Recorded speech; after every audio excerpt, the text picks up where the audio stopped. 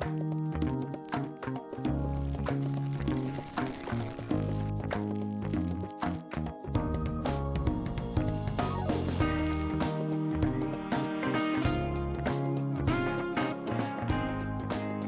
there, and welcome back to Nourished. I'm Colleen McCarthy, your host, and I am in studio today with the lovely Sagira. How are you? I'm doing great. Thank you for having me on. I'm so excited for today. So Sagira is an animal intuitive, and she communicates with animals. So tell us a little bit about how you communicate with animals and what that means. So it means I basically communicate with animals on a telepathic level. It's an energetic communication, sort of the way that mediums communicate. And I do communicate with ones that are in spirit as well as ones that are alive. And if they are in the physical, then I communicate with their higher selves and their spirit guides as well. That's pretty awesome. I know. It's really fun. Just to give you a little bit of background, I'm so excited to have Sagira in studio today because personally for me, she's helped me so much with my animals. I met Sagira almost 2 years ago to the day. I have a little pit bull and she has epilepsy. And so when she had her big cluster seizures and ended up in the hospital, Sagira was literally one of the first people that I called because I needed to know what was going on. And then throughout the process of her healing, what she needed from me, how she needed to be fed and nourished, just because, epilepsy is there's a lot of unknowns around epilepsy, especially for dogs, because she was only a year and a half, or not even a year and a half. She was a year when all this happened. So that kind of blew my mind and blew my heart open at the same time with the work that you did to connect with her. Because I know we talked about like switching her diet and all of that kind of stuff. So you helped me figure out what to do and where to go and what she needed, what meds, were comfortable with her, how they worked. I could go on and on, but that's how I know Sagira. She helped me through a pretty critical time with my pup. And I'm happy to report that my pup is good. I still contact and use Sagira to help me with her when she does have episodes, which has been really, really helpful for me. But this episode, I wanted to empower pet parents because oftentimes you always tell me, you already knew this, use your intuition and really trust yourself. Do you find that a lot with pet parents when you connect with their I do. animals? And first of all, it's always a pleasure to connect with Wen. And I'm so glad that I was able to help with her. And I think it was especially, you're very in tune with her. So I think that did help a lot with everything that she's been through, because you are using your intuition and feeling, like acknowledging when you're feeling something that she's feeling. Right. So I think that helps a lot. I do find that animal parents, interspecies parents, as I like to call them, do often do kind of have a sense. Yeah. But the hard part is trusting that sense, and so I do try to encourage the parents to really, to acknowledge what they're feeling, even if if it seems like it's a little bit out of the blue, or if you sense that something is a little bit off or wrong with your animal, there's a chance there's something going on. It may not be something serious, but honor that feeling. Yeah, because I know for me, like when just recently when she had her seizure and then she was doing something weird after the fact, when I kept touching her shoulder, I knew something was weird. I just didn't know exactly what it was. Yeah. And then you just confirmed and validated that, yes, there's something going on with that part of her body and she's telling you to stay away. But also, like, as it comes to, I get a lot of questions as a human dietitian and nutritionist about animals. And I've had to do a lot of research and trial and error and things like that with my own, because I have 2 dogs with epilepsy, and had to switch up their food and their environment and all kinds of things to be able to make them comfortable, and me in turn. Yeah. Because that's totally connected. Of course. Right? For the harmony of the household, you need to, everybody to feel good and be, nourished. Yeah. Do you find that a lot of, like, when people contact you to connect with their, whatever their animal may be, how do they tell you what they need food-wise? Or do they? And what way do they do it? Because I know, like, for me, you told me, like, Wynn's not going to say I need these 3 things. Yeah, I'm kind of in a unique position because you've done all this research and you actually have all this knowledge regarding nutrition. But you helped. Right, but so for me, I actually don't know the things myself. Right.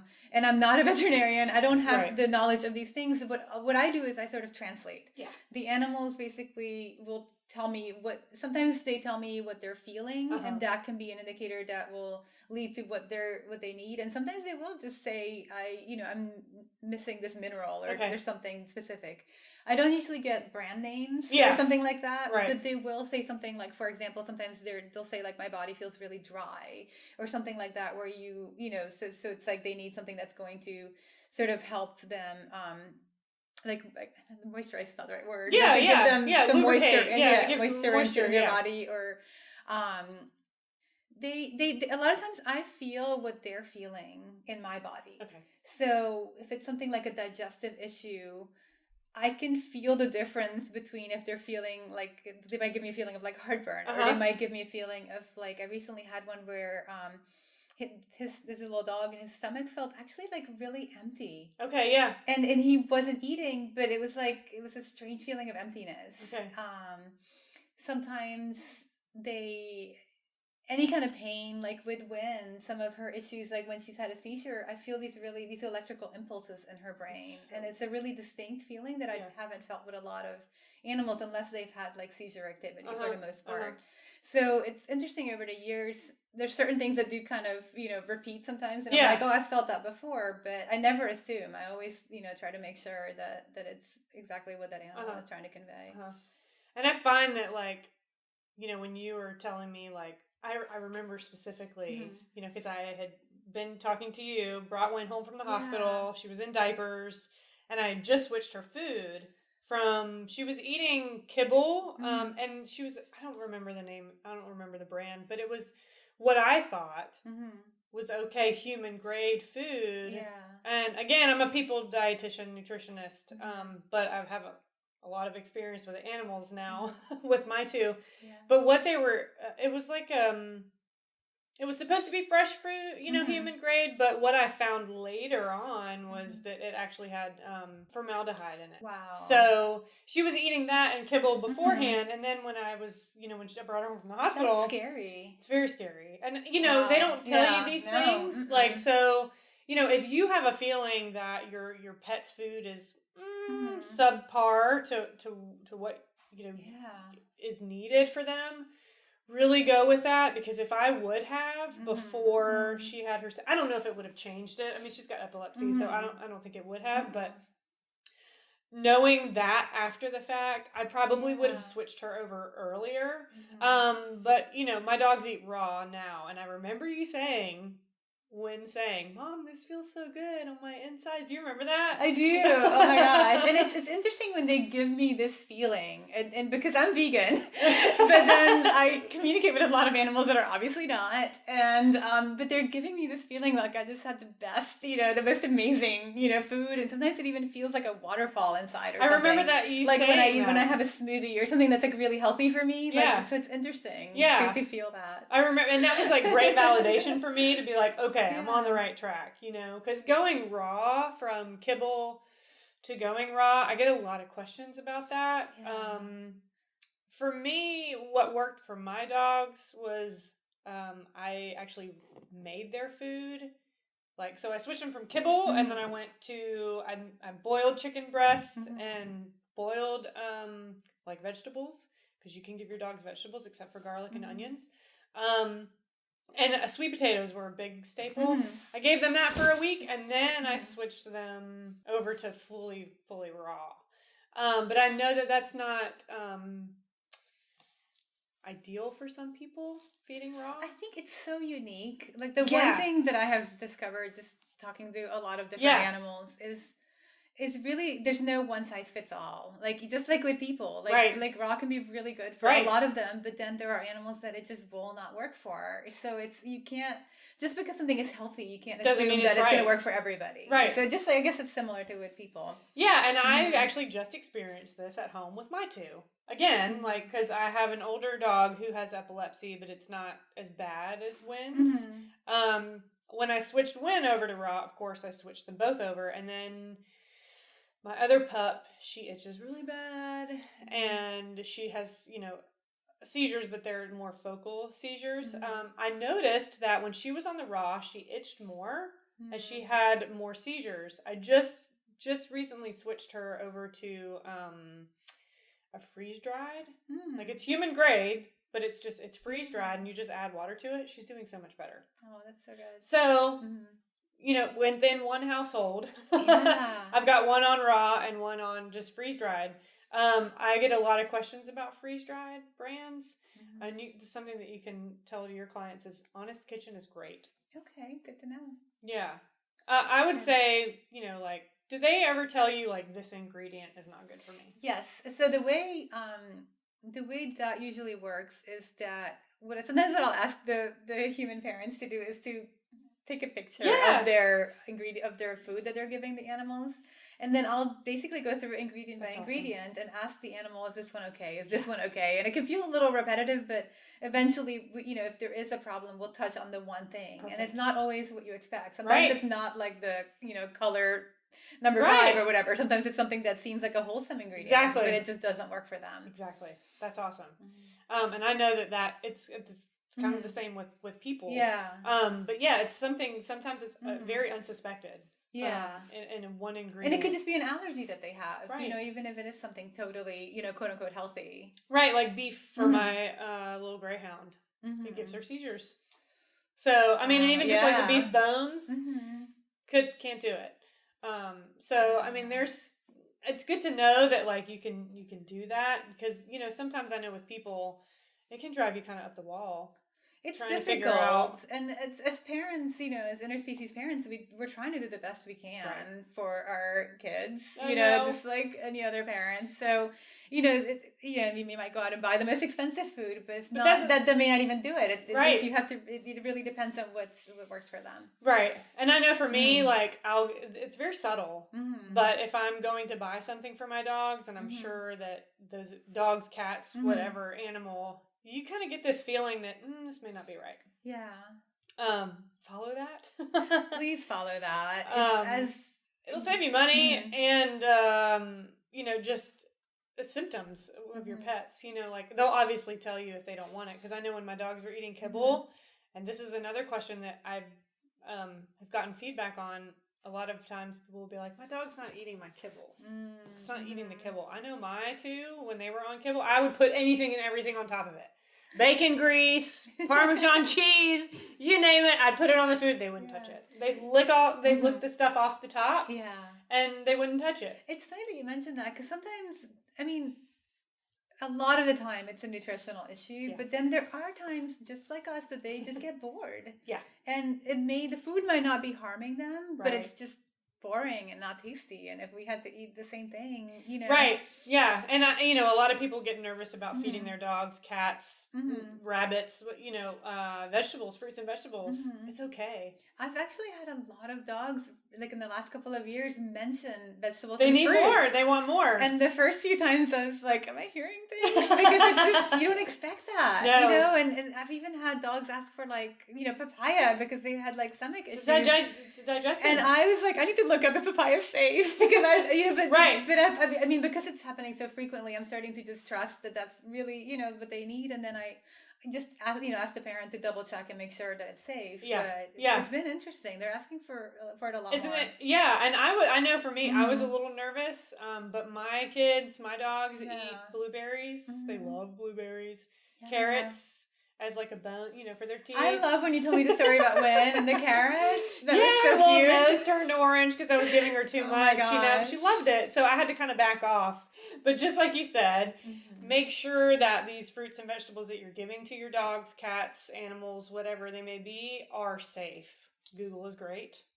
But just make sure, because there are some things like grapes aren't good for dogs, onions and garlic, not good for dogs.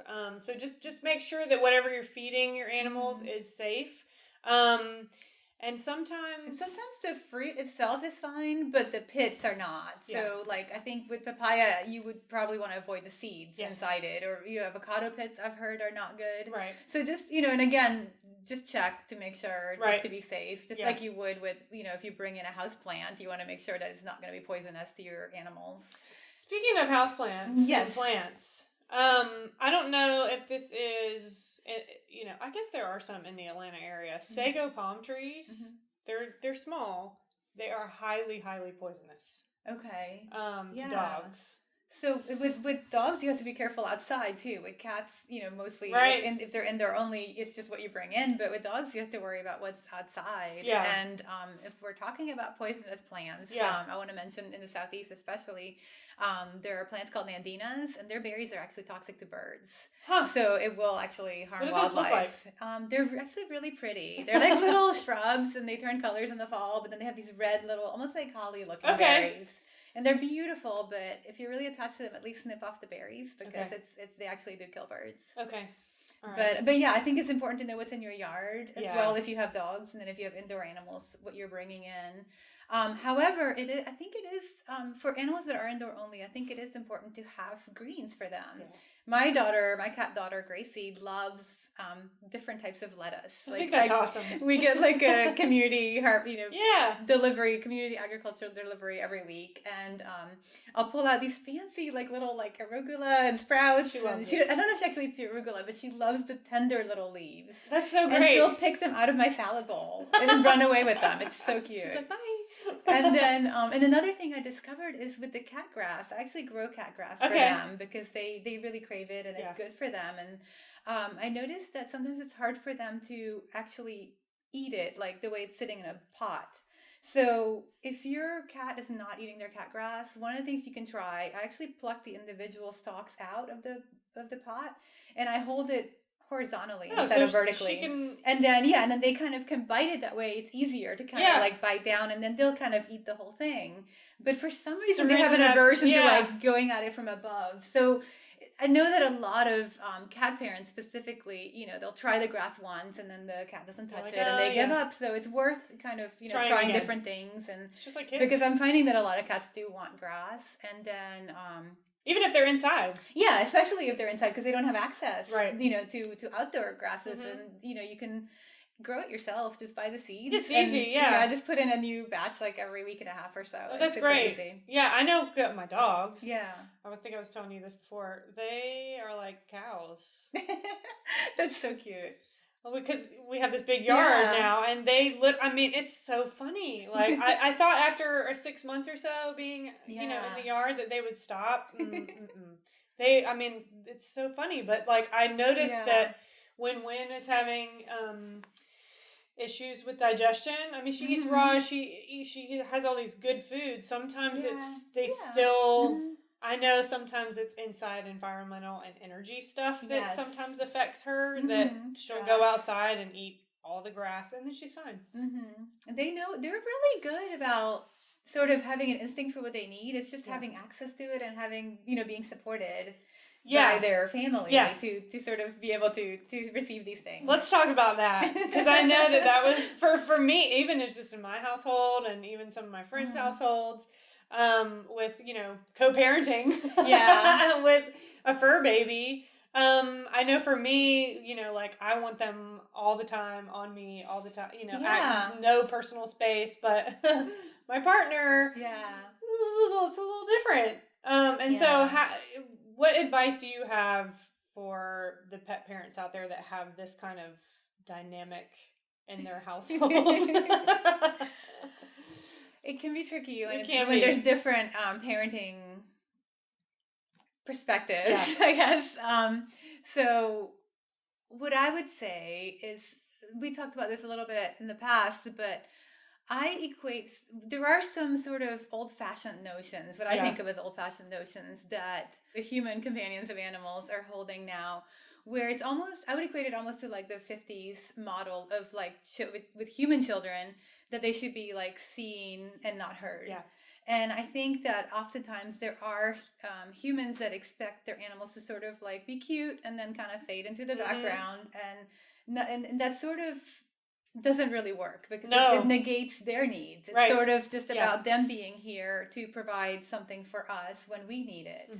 So I think what's important is to for us instead to turn around and support what they need, and to accept that, again, they're not all going to be the same. Right. You know, some animals are naturally going to be very quiet, right, and, you know, maybe not bark or do certain things, but then there's others, just like with humans, that are going to be very chatty, and sometimes it's not always distress.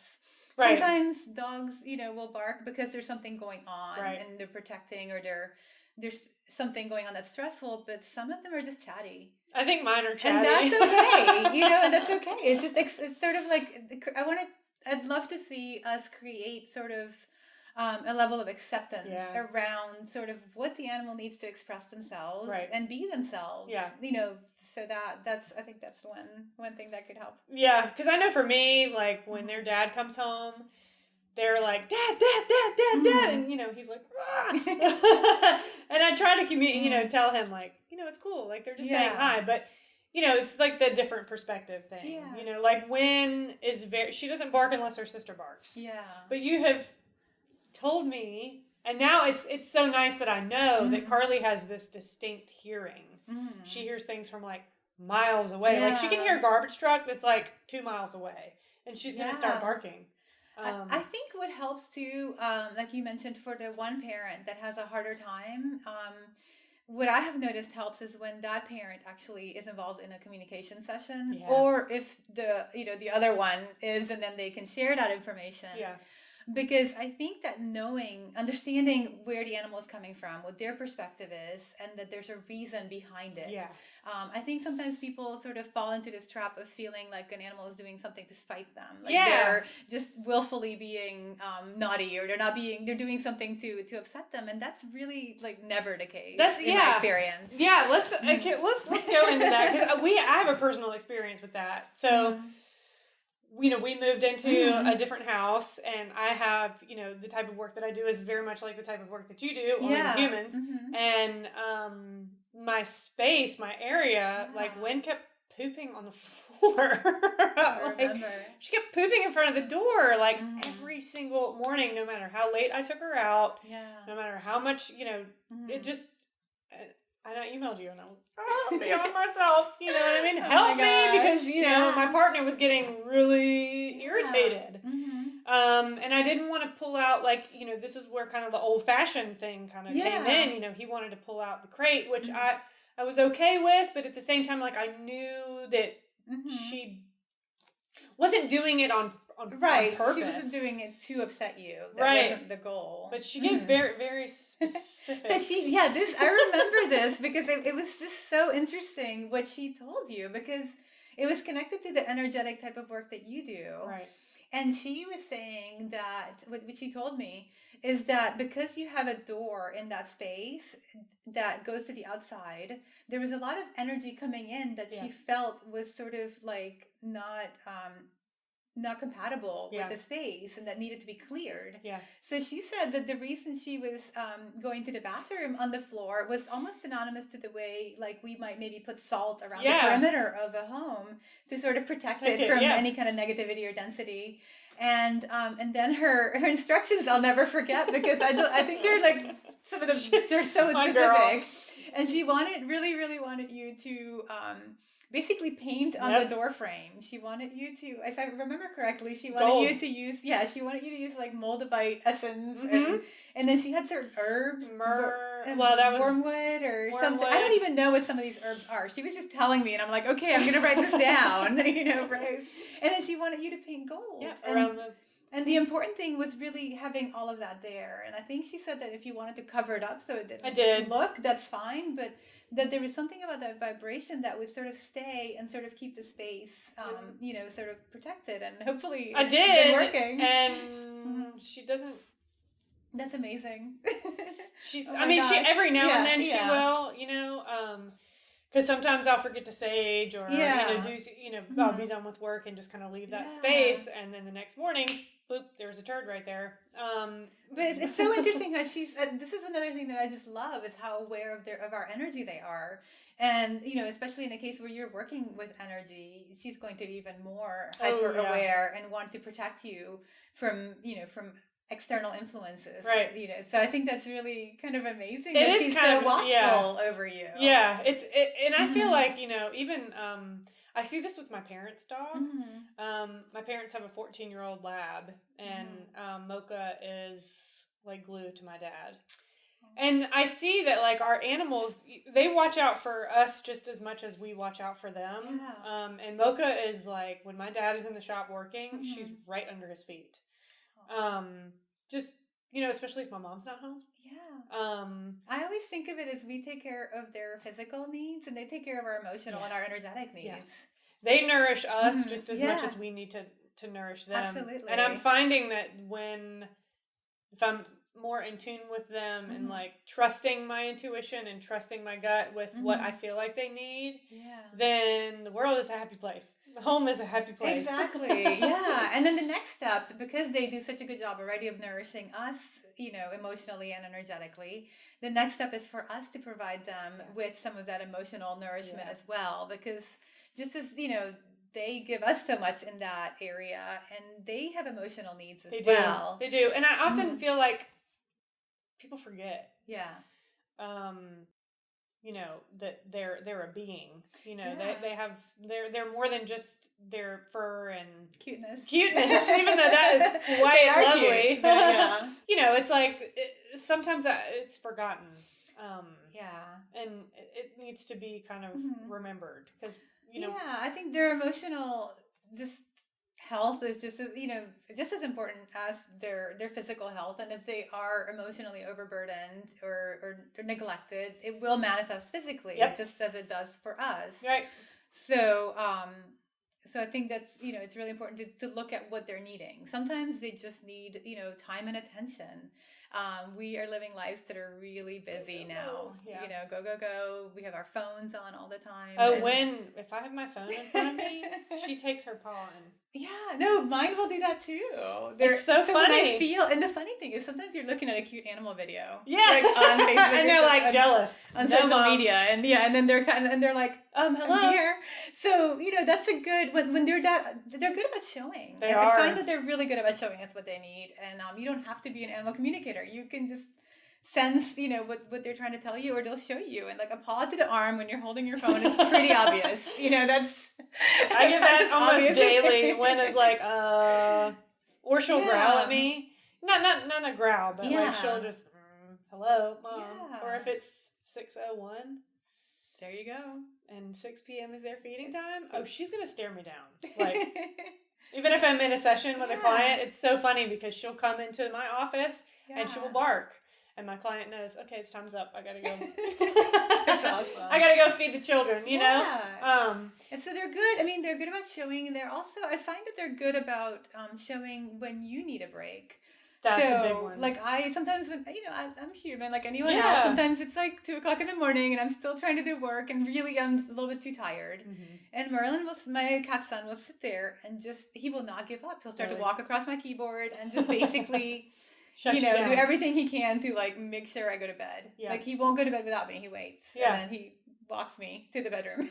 I mean, they're really good about, if you pay attention. Listen. So you have to pay attention though. You have to like occasionally look up from the phone and like see them there and see what they're trying to convey. And this is not like a criticism. Like you can be, obviously we all need to be on our phones for a lot of things now, but just, when they're giving you that signal, put it down. It's time to check out. I know for like, and even, changing environments, I've noticed. Because when Carly has moved with me, good Lord, my puppy, I think she's moved with me to like, she's 11. So she's moved like 7 or 8 times with me. So she's used to the changing of environments. When, on the other hand, she was in only that townhouse and then we just moved. And they weren't sleeping in the bed with me anymore. So that was a huge shift for me. And just kind of, I guess you really helped with that because I was like really worried, and I could tell that they were worried, that I was worried, that like I couldn't sleep in the bed with them anymore. But then once we kind of found a new routine, like Wynn is at my side every night on the couch. That's our time. And I think that's really important. Even if you're like these go, go, go moments, like she still does show me, hey mom. Yeah, but make sure you also have the quiet moments together and the soft, gentle moments. I know.